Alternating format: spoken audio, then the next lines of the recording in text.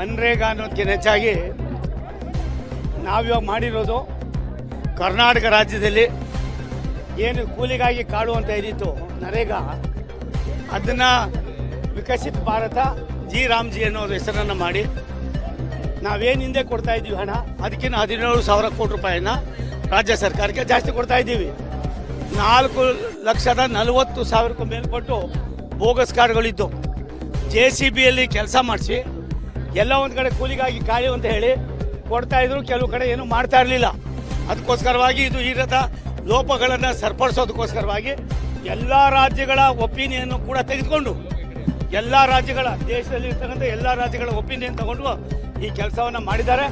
ನಾನು ರಾಜ್ಯ ಸರ್ಕಾರಕ್ಕೆ ಇದು ಒಕ್ಕೂಟದ ವ್ಯವಸ್ಥೆಯಲ್ಲಿ ಎಲ್ಲ ಒಂದು ಕಡೆ ನಿಮ್ಮಲ್ಲಿ ಏನಿದೆಯೋ ಏನಿಲ್ವೋ ಖಾಲಿ ಖಜಾನೆ ಆಗಿದೆಯೋ ಗೊತ್ತಿಲ್ಲ, ಅದನ್ನು ಬಿಟ್ಟು ಮತ್ತೆ ಸಂಘರ್ಷ ಮಾಡಿಕೊಂಡು ರಾಜ್ಯದ ಹಿತವನ್ನು ಹಾಳು ಮಾಡ್ತಕ್ಕಂಥದ್ದಕ್ಕೆ ಈಗಾಗಲೇ 2.5 ವರ್ಷ ಏನು ಕಳೆದಿದ್ದೀರಿ, ನೀವು ಕಳೆದಿರೋದ್ರಿಂದ ಯಾವ ಪುರುಷಾರ್ಥ ಏನಾಗಿದೆ ಅನ್ನೋದು ಸಾಮಾನ್ಯ ಜನರು ಕೂಡ ಅರ್ಥ ಆಗಿದೆ.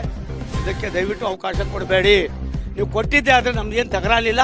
ಆದರೆ ಒಂದು ಸತ್ಯ, ಸಿದ್ದರಾಮಯ್ಯನವರ ಅನುಭವ, ಸಿದ್ದರಾಮಯ್ಯನವರ ದೂರದೃಷ್ಟಿ ಎಲ್ಲ ಒಂದು ಕಡೆ ಮಣ್ಣು ಪಾಲಾಗ್ತಾ ಇದೆ. ಯಾರನ್ನು ಮೆಚ್ಚಿಸೋದಕ್ಕೋಸ್ಕರವಾಗಿ ಈ ಮುಗ್ಧ ರಾಜಕಾರಣಗಳ ವ್ಯವಸ್ಥೆ ಇದು ಜನರ ಬದುಕಿನಲ್ಲಿ ನಾವು ಹುಳಿ ಹಿಂಡತಕ್ಕಂಥ ಪಾಪದ ಕೆಲಸವನ್ನು ಮಾಡಕ್ಕೆ ಹೋಗಬೇಡಿ. ಇವತ್ತೇನು ನಾವು ಮಾಡಿದ್ದೀವಿ ಜಿ ರಾಮ್ಜಿ ವಿಕಸಿತ ಭಾರತದಲ್ಲಿ ಪ್ರಾಯಶಃ ಏನೇನು ಇವತ್ತವರೆಗೂ ಆಗಿರ್ತಕ್ಕಂಥ ಲೋಪಗಳನ್ನು ಸರಿಪಡಿಸಿ ಕಾನೂನಲ್ಲಿ 340 ರೂಪಾಯಿ ಇದ್ದಿದ್ದ 370 ಮಾಡಿದ್ದೀವಿ, 100 ದಿನ ಇದ್ದಿದ್ದ 125 ದಿನ ಮಾಡಿದ್ದೀವಿ.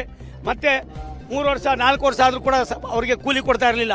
ಇವತ್ತು ಕೇವಲ 14 ದಿವಸಗಳಲ್ಲಿ ಅವ್ರು ಮಾಡಿರ್ತಕ್ಕಂಥ ಕೂಲಿಯನ್ನು ಕೊಡಲಿಲ್ಲ ಅಂದರೆ ಅದಕ್ಕೆ ಬಡ್ಡಿ ಸಮೇತವಾಗಿ ಕೊಡ್ತಕ್ಕಂಥ ಕಾನೂನನ್ನು ಮಾಡಿ ಪಂಚಾಯಿತಿಯ PDO ಪಂಚಾಯಿತಿಯ ಸರ್ಪಂಚ್ ಯಾರಿದ್ದಾನೆ ಅಧ್ಯಕ್ಷ, ಅವ್ರಿಗೆ ಈ ಅಧಿಕಾರವನ್ನು ಯಾವುದರಲ್ಲೂ ಕೂಡ ಒಂದು ಮಟಕು ಮಾಡಿಲ್ಲ.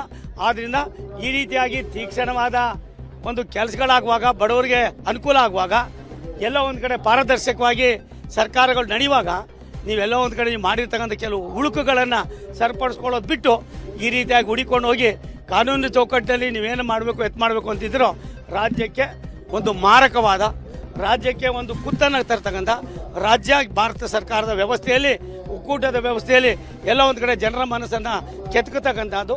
ಈ ಕೆಲಸಕ್ಕೆ ನೀವು ಕೈ ಹಾಕಬಾರ್ದು. ದಯವಿಟ್ಟು ಮತ್ತೊಂದು ಸರಿ ನೀವು ಪರಿಶೀಲನೆ ಮಾಡಬೇಕು. ಒಂದು ನಿಮಿಷ ತಾಳ್ರಿ. ಯಾಕ್ರಿ ಪದೇ ಪದೇ ಕೇಳ್ತೀರಾ? ನಮ್ಮ ಈ ದೇಶದಲ್ಲಿ ಹೊಸ ಅಧ್ಯಕ್ಷರು ಬಂದಿದ್ದಾರೆ. ಎಲ್ಲ ರಾಜ್ಯಗಳಲ್ಲೂ ಕೂಡ ತನ್ನದಾದಂಥ ತೀರ್ಮಾನ ಮಾಡಿದ್ದಾರೆ. ವಿಜಯೇಂದ್ರ ರಾಜ್ಯ ಅಧ್ಯಕ್ಷ ಆಗಿರೋದ್ರಿಂದ ತೀರ್ಮಾನ ಹೈಕಮಾಂಡ್ ಬಿಟ್ಟಿದ್ದು. ಹೈಕಮಾಂಡ್